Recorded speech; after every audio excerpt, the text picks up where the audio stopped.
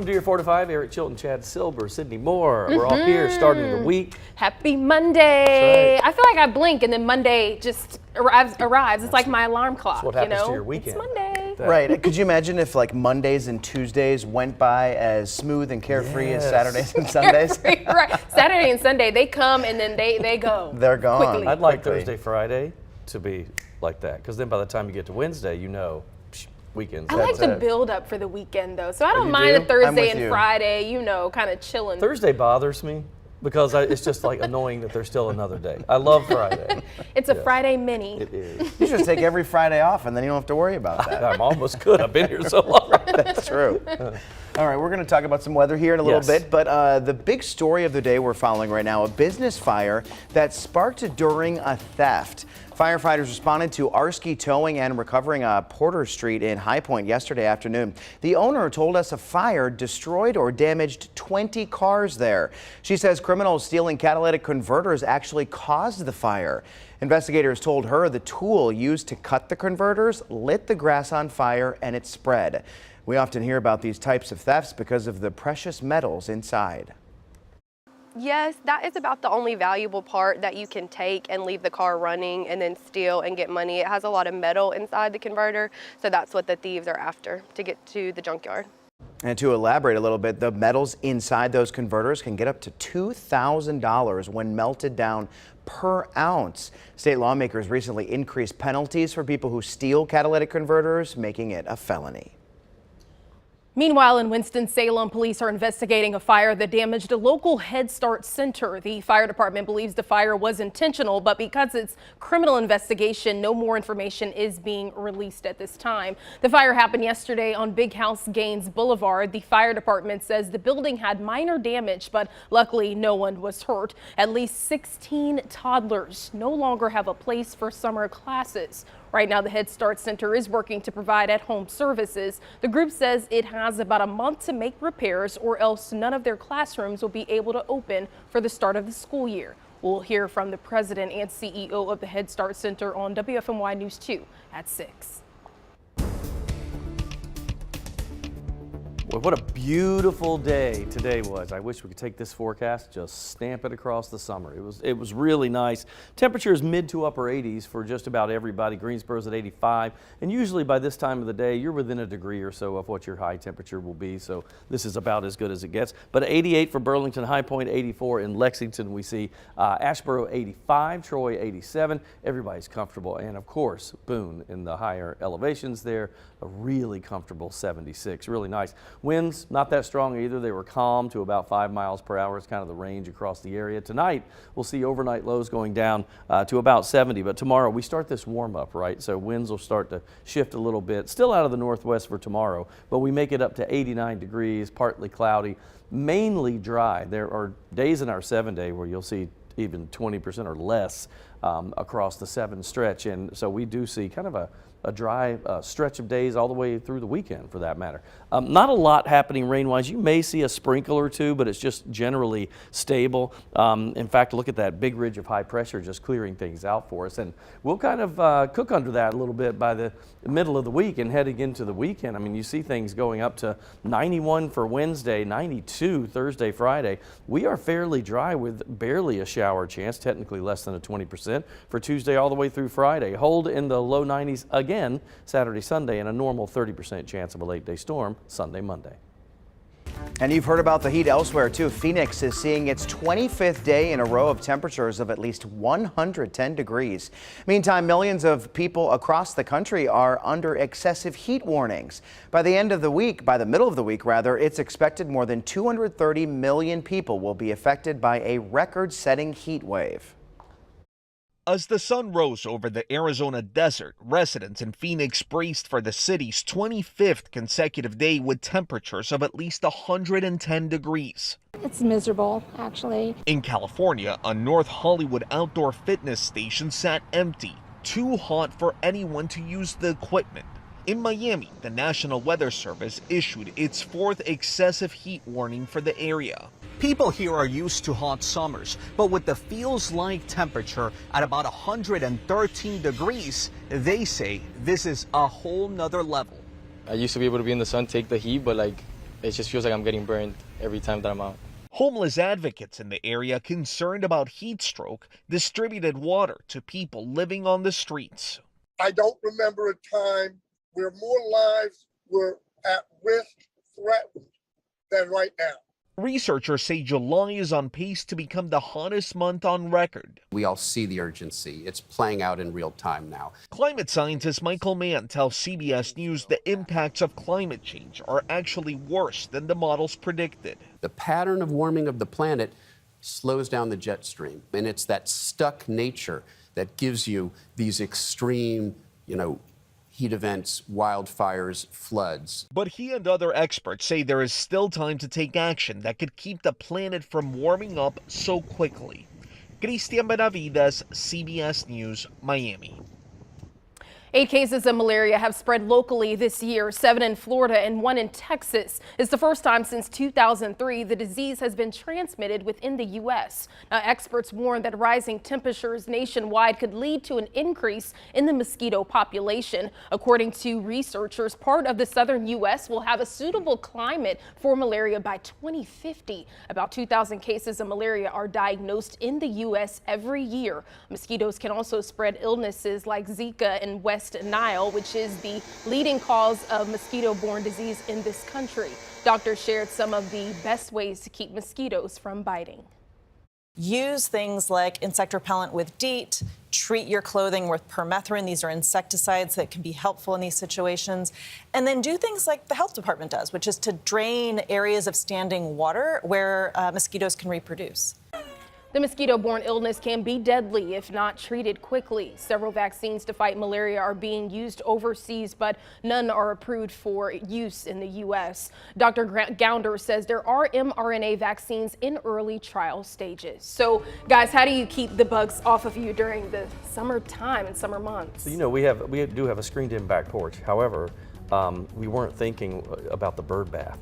And so we had left that for a long period of time, and I noticed we were all just getting eaten up. And then we looked, and they were all over that thing. Oh. So drain. If you're going to do the bird bath thing, you really have to kind of. In fact, now we don't put water in it anymore. And if you're neighbors with Eric, know that he is now the one responsible for the mosquitoes. Malaria outbreak in Summerfield. Right. No. I like to use like the bug spray that doesn't smell like it has DEET in it. Yes. Because I mean, Ding, ding, ding. sometimes that stuff is so potent. The smell that I really don't want to just smell like that. So I use like a I don't even know. I think it's called like Skinsations, but it's a spray that doesn't smell like the stereotypical bug spray. I think I know what you're talking about, but yeah, I do use some sort of bug spray, and also just making sure that I keep my area and my place super, super, super clean. I do not like bugs, mosquitoes, they freak me out, so yeah, bug spray is for Those me. citronella candles actually work, though. Oh. Yeah. We put those out. Oh, really? So, I've always wondered about those. They do. All right. Well, let's get to your 4 to 5 roundup now. First up today, a North Carolina A&T student died in a car crash yesterday. The school says 27-year-old DeMarco Cathcart was a marketing business administration student and was set to graduate this year. He died in a car crash in Lincoln County, northwest of Charlotte. In a statement today, the university wrote, DeMarco's death is a great loss to the university community. Our heartfelt prayers and condolences are with his family and friends. Davidson County Sheriff's Office says 4 people are in jail on kidnapping charges after deputies say they tried to kill a man in Denton. It happened last Thursday. Investigators say the victim was home when 4 people showed up and ordered him into the trunk of their car at gunpoint. They say the victim tried to run, but the suspect shot him in the leg. When deputies arrived, the attackers were nowhere to be found. Then later that day, law enforcement officers located the suspects at a home in Randolph County. Officials said that there was a standoff and tear gas had to be used to end it. All 4 were arrested and charged with assault with a deadly weapon and second-degree kidnapping. Right now, they're being held on a $150,000 bond at the Davidson County Jail. A town east of here is taking a new approach to stopping crime involving young people. Over the weekend, leaders in Scotland Neck, which is east of Rocky Mountain, started enforcing a late-night curfew for some young people. The new measure makes it so kids under 17 must have a parent or guardian with them if they're out after a certain time. The town says violators will be picked up by police. The curfew for Fridays and Saturdays is midnight to 6 a.m. On Sundays, it's from 11 p.m. to 6 a.m. Typically, I would not be in agreement with something like this, but we have seen so many crimes involving young people that I'm honestly okay with it. I know, yeah. I mean, it's sad to see that this is kind of the direction that the world is kind of going to when it comes to crime, and then young people as well too. And we've talked about it all the time, the push to get young people into different programs and different resources. And if maybe some aren't taking advantage of that, maybe this is their way of saying, hey, this is the next best thing. Well, if you think about that age group, I mean, obviously anything below like 14, but even up to 16, should you really be out at 11 or midnight, at night? My mother used to say, now we laughed about it, but it's kind of true. My mother said, nothing good happens after midnight. And that was right. our curfew, was to be back in. My senior year was a midnight, and then it was 11 on the other. So I really don't have a problem with this. If they're seeing a high rise of incidents with young kids, and you got to keep them safe. And hopefully it'll be something that they could get used to, as well too, and maybe they won't think twice of it being a burden or something. And if the numbers drop, they may loosen up. That's right. So, right. Who knows? All right, we're going to take a break. We're coming right back.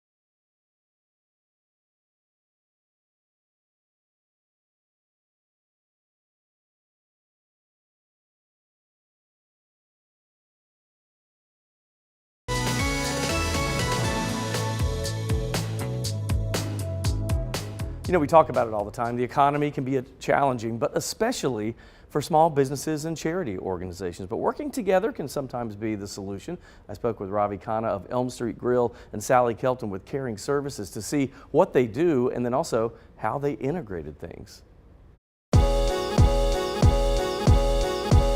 Nice. You always do it up, Ravi. You always do it up right. Thank you. Hey, let's talk about, so these are some items on your menu that are fairly new. What are these? These look great. This is a stir fry, but you can have an option of chicken, shrimp, or salmon. Same is the case with the Thai basil. That's chicken, so you can choose what you like. And then, of course, everybody wants to You should try that. No, that's homemade Jack Daniel bread pudding. Oh my gosh, he does this when I'm trying to lose weight. Thank you very much. And tell, you guys put your heart into this restaurant and your soul in the food. Tell me about how your connection there with the restaurant. It's been, it's more like that Cheers bar. Including our staff, everybody knows their names. So when they're coming in, it's really welcoming for them to be recognized while they are at the restaurant. And then also, let's talk a little bit about charity's pretty big with you guys too. Absolutely, we are associated with a lot of them. Every 2-3 months we do that. We had raised and sponsored an evening for a leukemia charity, and we raised substantial amount of money.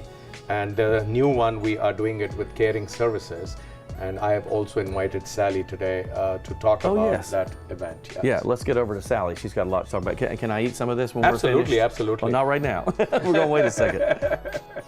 All right, we're visiting with Sally Kelton now with Caring Services. Now, for people that don't know, what do you guys do specifically? We're a substance use disorder agency in High Point. So helping people get clean, stay clean, right? And did you say, I think you mentioned before, they can stay at your facility or be serviced for how long? Up to 2 years. Wow, that's great. And Ravi has donated before, right? Ravi has donated as a sponsor for a tea that we've had at the O. Henry. And we're having a tea in September, which is Recovery Month, this September 9th at the Finch House in Thomasville. And these type things are really just, I mean, without those, you couldn't function probably. You need those fundraisers. Absolutely. Yeah, very, very important too. And don't you think, talk about the connection with like local businesses like this that give back to you. What does that mean to you guys? For us to be viewed in the community and out in the community helps us tremendously. Otherwise, people don't know about us and they don't know how we help people and how important that is. And the difference that really makes. That's Absolutely. great. So see, lots of reasons to support small businesses in our area. So, and this is something I think when, small businesses have smaller budgets, so they work together and then they can make a bigger difference with that. So I know for like at Elm Street Grill, and he said we do a lot of different charities, not just Caring Services. Caring Services says we do it with other businesses too, but all of that kind of intermingling, and it's almost like co-promotion, and, and it works. Yeah. It's like when TV stations and radio stations kind of, you guys have your weather hits or whatever on radio stations. Yes. It's a nice cross promotion. I know this is a little bit different than what you're talking about, but I mean, there are different platforms for everything, and so I think that helps. And let's be honest, none of us need another reason to go to a restaurant, but Elm Street Grill, that was really good. Yeah. I did have a bite of that. I just went to Elm Street Grill Oh, not did too you? long ago. I love the atmosphere and the Yes. folks that work there as well too. But I love seeing, organizations, restaurants, and different businesses coming together to help for a bigger purpose and a bigger need. It was great to see them kind of collab. And Caring Services does great work. They help people get clean from substance abuse, and they also help the families as well. So Very good nice. stuff. All right, we'll take a short break, and we are coming back.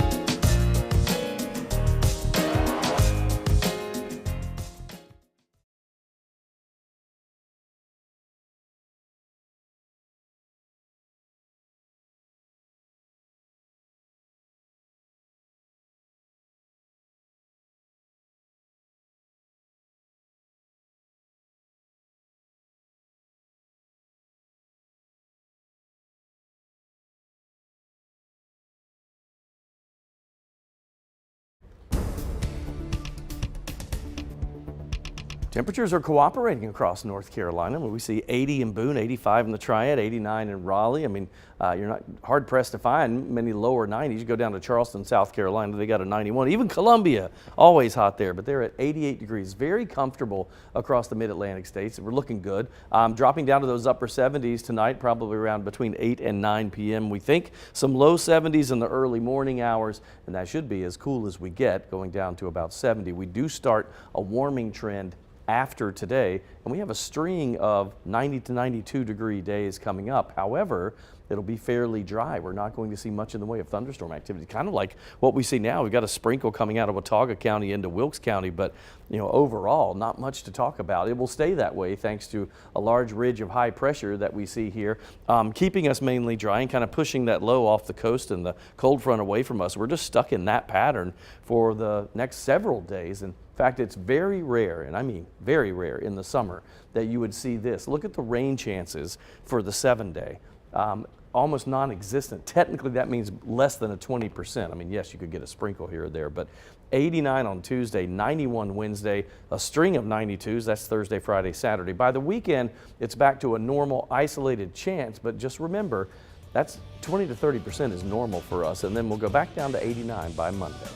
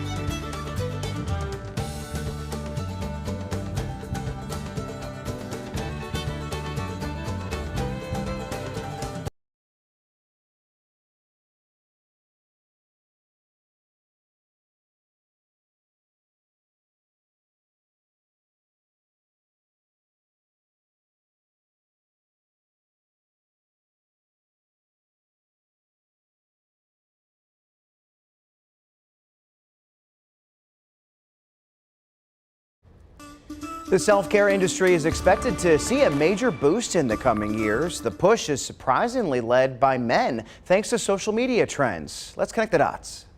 The personal care market for men is expected to grow by $80 billion over the next 5 years. Let's connect the dots. Gone are the days of 3-in-1 shampoo, conditioner, and body wash as men embrace the concept of self-care. It all started with the facial hair boom of 2015. According to YouGov, about 6 in every 10 men had a beard, and grooming it became a priority. Fast forward to the rise of TikTok in 2019, male influencers began sharing their tips and tricks for all things male beauty. The publication Cosmetics Business reports a 400% increase in TikTok videos surrounding male skincare. And perhaps the biggest shift recently, men are now embracing the Botox and getting fillers along their jawline. But it's not all superficial. Overall, men are becoming better educated about their own health in order to prevent future problems like skin cancer. And that is connecting the dots. You know, for the longest time, my skincare routine was zero, nothing, no doing anything. And I've been harassed enough by my female friends and coworkers that, Jed, you're not going to look young forever, so start doing something. So I recently did start using just like a lotion. I'm all for everyone taking care of their skin. I mean, some people might think, oh, that's just, a girl's thing. Women should do that. But, especially in summer months, you should always take care of your skin, whatever kind of products that they have. And for men, they have some where it's not scented as well, too. Right. So that helps. But it also reminds me of sometimes when I see men at nail salons and they got their feet in the water, just kind of getting a massage. It's just them pampering themselves, and I love it. Well, I hate the way lotion feels, so I've always Same. been like, I even hate sunscreen. I do it, but I hate it. So before I get emails. But the hand lotion stuff, my wife now is big. She'll check me all the time, and she's always going, you need some lotion on your face. And so I've started doing it, but just sporadically. It's not every day. So I also works. don't like the feeling of lotion on my hands, and so what I do is when I put like a moisturizer on, I immediately wash my hands I after do too. to get off that feeling. So why don't y'all like lotion on your hands? I don't know. It's just greasy. I don't like the greasy. You just gotta rub it in a little. Our producer Erin said it's weird. Is that what you said? I just want to make sure that's what you said. I think we're not used to it as Okay. guys, and we need to be because it works. I just You just gotta rub it in a whole bunch and then or you maybe just it'll wash be it off, then you don't have to worry Yeah, about that's it. right. We'll be We'll right be back. back.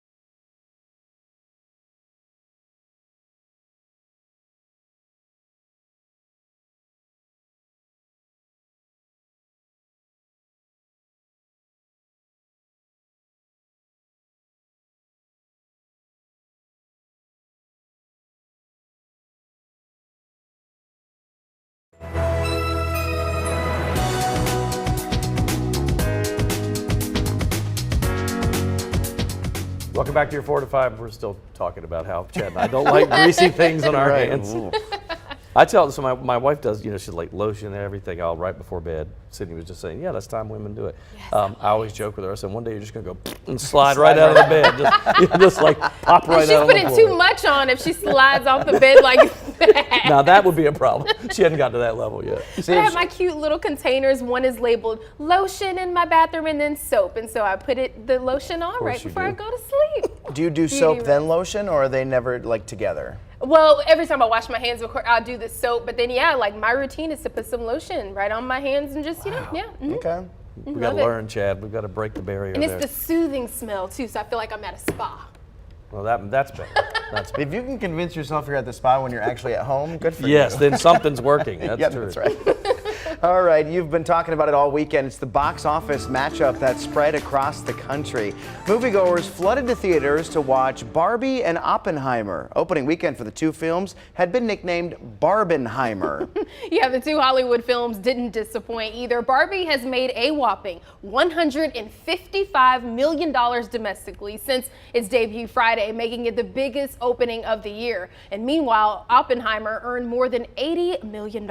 It's the first time in box office history that two movies made $80 million each on opening weekend. But it does come at a tense time for Hollywood. This is something magical. It never ever happens like this.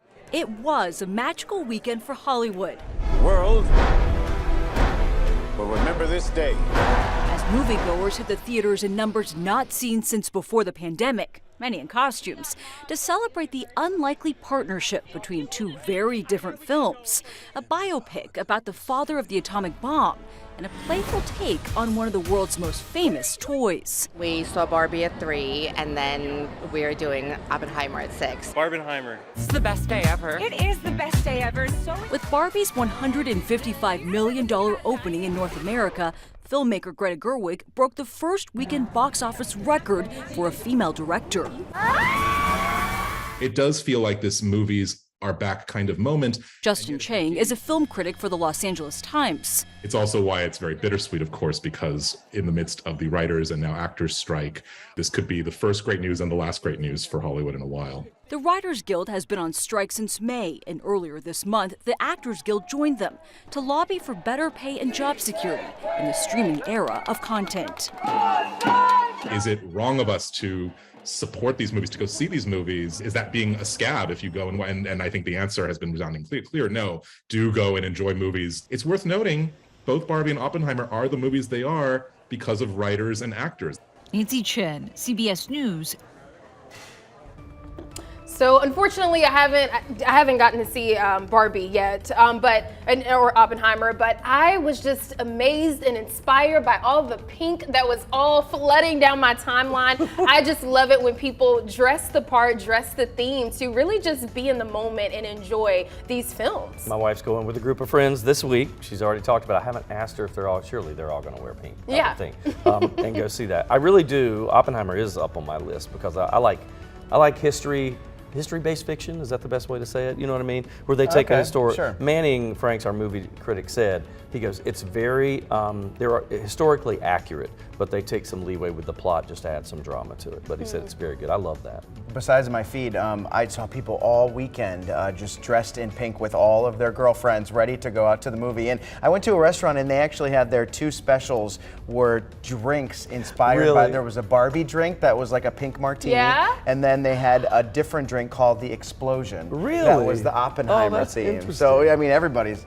trying to get in on this madness right now. Yeah, folks with the glasses and people dressed as if you're a couple, Ken and then Barbie, Yes. and people would walk past each other that they didn't know, say, hey Barbie, and then the other person would, hey Ken. It's just like, it was great. That's funny. I love it. I love it. All right, Amber, it's going to be hot enough. You might want to go inside a movie theater over the next little bit because we'll see a string of 90-degree days coming up. Lots of them, as a matter of fact. And even current readings across the region, it's comfortable. This is probably one of the best temperature days, even our weekend, right? Saturday, Sunday, and today, all wonderful. 85 in the Triad now. give or take a degree. That's probably close to our high temperature today. 84 in Fayetteville, Myrtle Beach at 85. Really, you have to go down to Charleston to see a low 90 there at 91 degrees. And we will drop down to the 70s tonight. Think we'll probably eventually bottom out around 70 for your overnight low, but mostly clear skies. As far as rain is concerned right now, you're hard pressed to find much of anything. Let me step out of the way, but you see a couple of showers around Watauga and Wilkes County, but most of that has just been light and quick and moving along very quickly. We're just not that unstable, which I'll tell you this much, when you look at a 7-day forecast for us this time of the year, usually throughout July and August, every day there's about a 30 to 40% chance of a late day shower or storm, and it's very rare to see this. 4 of the 7 days with relatively no rain chance. Now that technically means less than a 20%, so you may see a sprinkle here or there, but for the most part we're dry. Low 90s Wednesday, Thursday, and Friday after tomorrow's 89. We see 92 on Saturday, 90 on Sunday, and 89 Monday. Rain chances late day back up to the normal 30% for Sunday and Monday. Eric, thank you. Let's get to your 4 to 5 roundup. Over the weekend, Governor Roy Cooper toured the tornado damage in Nash and Edgecombe counties. Last week, an EF3 tornado touched down in eastern North Carolina, ripping apart buildings and tossing trees. Officials say nobody died in the tornado, but several were injured. A Pfizer plant in Rocky Mount may have suffered the most damage. The twister ripped the roof off the facility, shutting it down for business. Pfizer CEO says all workers will keep getting paid while the site is closed, and he is matching donations to local relief efforts. The FDA says the plant's closure should not cause any drug shortages. Climate activist Greta Thunberg had to be dragged away during a protest in Sweden. It happened after she appeared in court for disobeying a police order during a similar protest. The 20-year-old has become the face of young climate activists after staging weekly protests in front of the Swedish parliament. Trader Joe's is recalling 2 types of cookies. The grocery store says it's almond windmill and dark chocolate chunk, and almond cookies may have rocks in them. The products affected have a sell-by date of October 17th and 19th. If you bought either of these products, you need to throw them away. You can also return them to Trader Joe's for a full refund. There's also a recall for some children's cups. Cupkin double-walled stainless steel cups are under recall. The feds say they actually have too much lead in them. The cups are sold online at Amazon and Cupkin.com. Both retailers say they are now contacting people who've purchased them. Well, check this out. There's a growing support behind remote work. New research shows that most virtual workers are not slackers like you may have thought. They used data over the last 3 years to come to the conclusion. One study at Microsoft in 2020 found remote work triggered 10% boost in weekly hours. Several other studies suggest remote and hybrid employees actually work slightly longer hours than their office-bound colleagues. So do you think remote work was a good thing for the job market? So I can see, obviously our jobs are different, but I can see when someone has computer work to do and you're working remotely. If it were me, there may be a 2-hour break in the middle of the day, but you're going to go back to it and get it done. And I kind of like the idea. I don't mind working in the evening as long as I kind of have the freedom to work and not work when I want to. See, for me, I am very skeptical of this study. Really? Just because I did work from home for like 4 months maybe during the beginning of the pandemic, and I found it easy to be distracted by things at home. And I was just like, oh wow, 20 minutes just went by, and I was distracted by nothing at all. And then I see on social media pages and Instagram, Snapchat, friends who work from home posting ridiculous things of them not working. Just like, oh, let's go out and get a coffee, or let's just walk the dog, or go to the park, or go to the pool. And I mean, there's a lot of not working going on. Yeah, I know some of my friends who are remote working to try to not distract themselves. They try their best to make sure that their environment at home looks like a work office as best as they can, so they don't feel like, you know, they're at home. Yeah. At least that's what they try to do. Well, if you are on Twitter, you might have noticed something different today. The little bird in the logo is now gone, and it's replaced with an X. Owner Elon Musk says the social media giant will soon be known by a simple letter, and tweets will be called X's. Musk recently revealed Twitter's ad revenue is half of what it used to be. In a statement, he wrote, "Twitter made one massive impression and changed the way we communicate. Now, X will go further, transforming the global town square." I don't know. Okay, I mean, whatever. Yeah, it's just kind of. I don't like the X. First of all, if you're going to start calling tweets X's, nobody wants to talk about their exes. So let's be honest about that. There's going to be a lot of wordplay going on with that. But I don't care what you call it. It's still the same idea. Right. I mean, I can't imagine that this rebrand will do anything to help Twitter. But I mean, do what you want, I suppose. Yeah, I'm just kind of looking at, just the visuals of it, the X. It just looks so. It doesn't look appealing almost. It kind of looks I don't know. I'll just miss the name. It's the nostalgia. I mean, Twitter and the little bird. And the little bird, right? I know. And then when you have the sound on and you retweet it, I think, doesn't it make the little tweet noise or something? It's so cute, like a little bird noise. Not anymore. I don't know what noise an X makes. X. We'll be right back.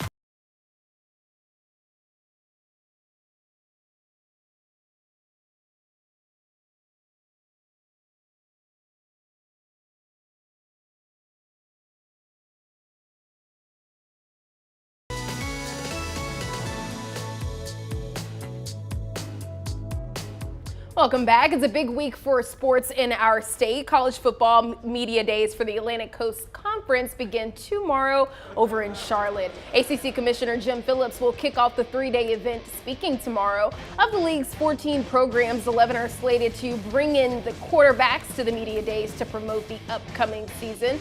Here's what you can expect from our North Carolina teams. Duke will take the podium Wednesday, and then we'll hear from Wake Forest, NC State, and UNC on Thursday. The Carolina Panthers are heading back to Spartanburg. Players will begin moving into Wofford College tomorrow ahead of training camp Wednesday. Check the team's website for free tickets to training camp, and of course we will have full live coverage. 15-time PGA Tour winner Justin Thomas is committing to playing at the Wyndham Championship. The golf tournament kicks off next week in Greensboro at Sedgefield Country Club. Thomas is no stranger to Sedgefield. In 2009, he won the American Junior Golf Association Wyndham Invitational. Tickets to the championship are on sale now, and Triad teachers can get some for free. Find out how on our website. The NBA's Board of Governors have approved Michael Jordan's sale of the Charlotte Hornets. He's making a lot of money off of it, too. Consider this. Jordan bought the team 13 years ago for $275 million. He's now selling it for $3 billion. The new group, which includes rapper J. Cole and country musician Eric Church, will now take control of the team. Jordan will still have a minority stake.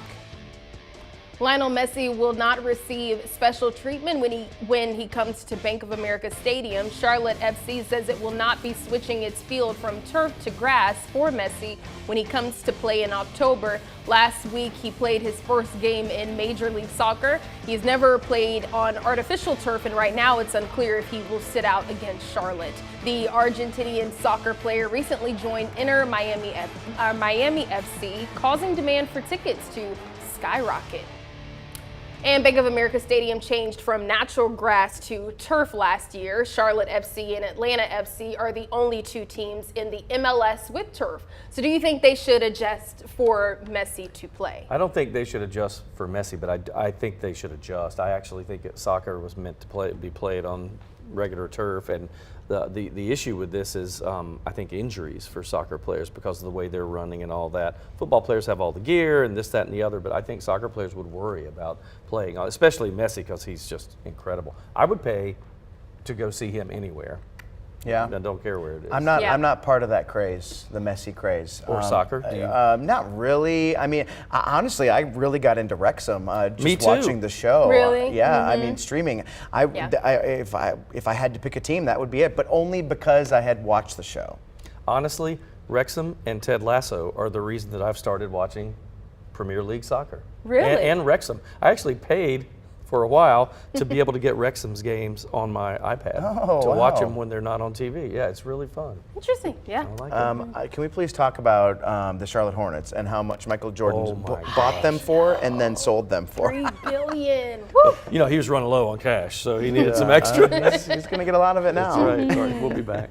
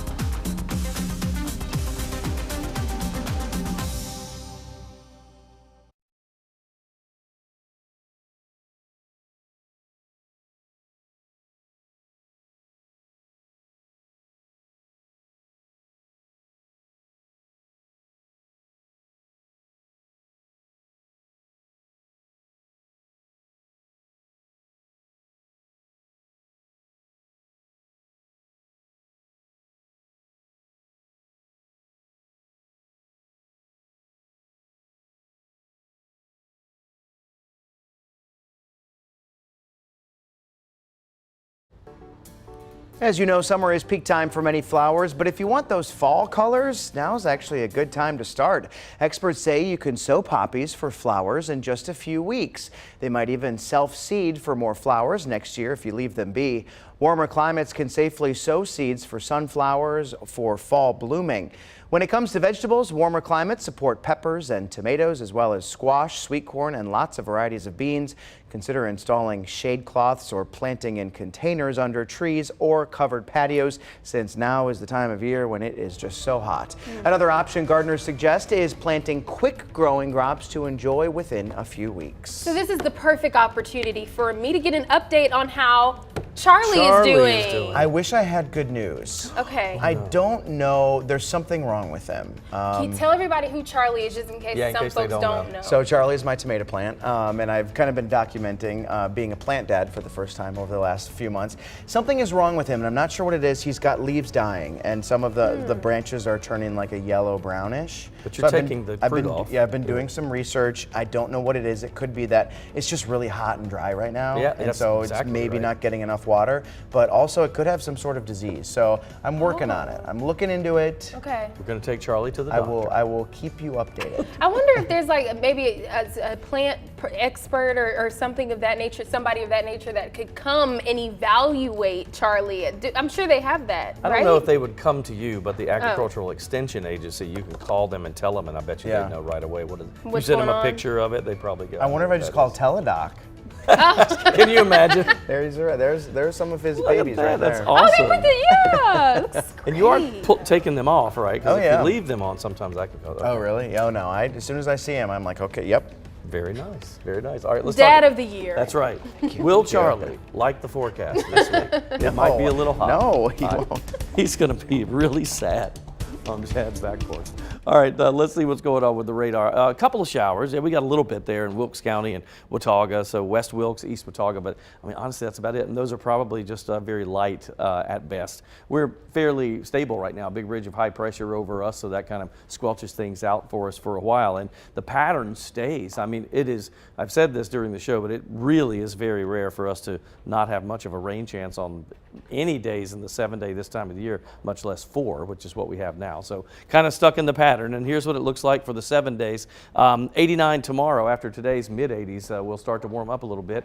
We'll stay at in the low 90s, between about 90 and 91 for 5 of the 7 days. Wednesday, Thursday, and Friday, and tomorrow. Rain chances are almost out, but 92 for Thursday, Friday, and Saturday. Rain chances back, but slight for Sunday, Monday. All right, here's a look at what's happening tonight across the Triad. The city of Winston-Salem is celebrating 50 years of hip hop. The event is being put on by the Triad Cultural Arts and Arts Council. The celebration will be at Reynolds Place Theater starting at 6. There will be a panel discussion and Q&A. The event is completely sold out, but they hope to host more events like this soon. Meanwhile, later tonight in Greensboro, expect some traffic around the Greensboro Coliseum. Rapper NF is performing there at 8 o'clock. DOT says local drivers should avoid the area and expect traffic on all major highways leading into the city. If you're going to the concert, they advise arriving at least an hour early. And we're just 3 days from our summer blood drive at Piedmont Hall in Greensboro. We will be there from 9 to 6 on Thursday collecting donations. You're encouraged to make an appointment online to speed up the process. Check our website for more information.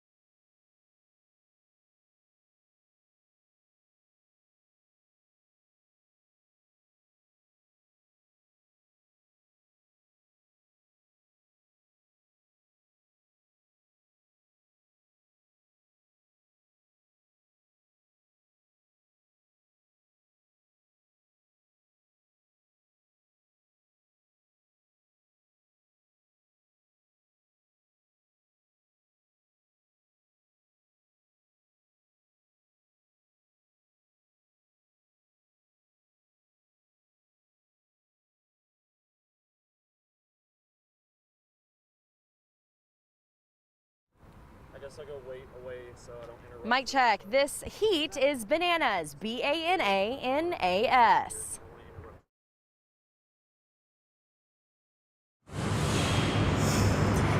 Oh, Hannah, mic check. Winston-Salem Transit says when there aren't enough drivers, they have to cancel.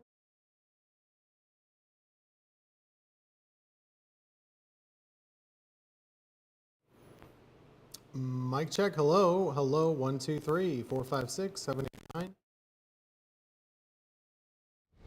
Hi there. Minnesota, Mississippi, Missouri, Montana, Nebraska, Nevada, New Hampshire, New Jersey, New Mexico.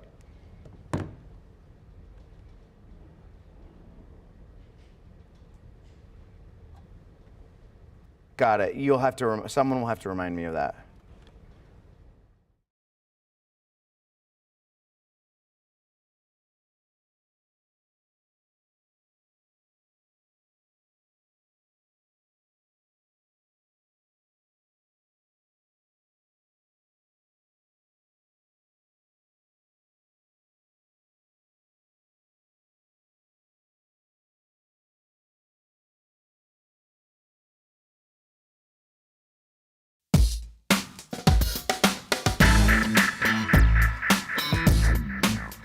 It's time for my 2 cents. Buckle up. There's a seat scandal taking flight on a now viral video. Entrepreneur Tammy Nelson explained she boarded her plane and found her window seat occupied. She said the woman in it assumed she could sit next to her children and offered to trade her seat in the row behind. Nelson declined when she realized the swap was a middle seat. She said the children appeared to be at least preteen, and the mother in her original seat was still only an arm's length away. So overwhelmingly, commenters think Nelson was right to hold her ground. I agree. She paid to reserve that specific window seat. Hypothetically, though, if the children were younger or if the airline messed up double booking the seats, then okay, it might be nice to switch. Then ask the airline to make it right, perhaps with points or food vouchers. Last year, the U.S. DOT gave a memo to airlines urging they ensure children 13 and younger sit next to an accompanying adult at no extra charge. But there's no requirement. That's why I pay extra for assigned seating when flying with my children and try to have a plan B in case of flight cancellations and rebookings. Air travel is stressful. Please know, most moms don't expect special treatment when flying. They're probably just trying to hold it all together. An encouraging smile or helping hand lifting baggage is so appreciated. So let's all take a deep breath, put ourselves in others' shoes, and arrive at our destinations without turbulence. That's just my 2 cents. I'll see you on the Good Morning Show tomorrow. WFMY News 2 at 5 starts now.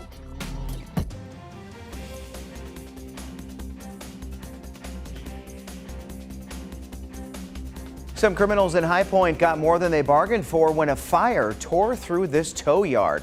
The owner told us they were trying to steal catalytic converters when they unintentionally set a fire. WFMY News 2's Amber Lake is live there tonight, where more than 20 cars were damaged or destroyed. Right, Chad. So Arski Towing and Recovery told me that the fire started after thieves broke into the fence. They were trying to use a specific tool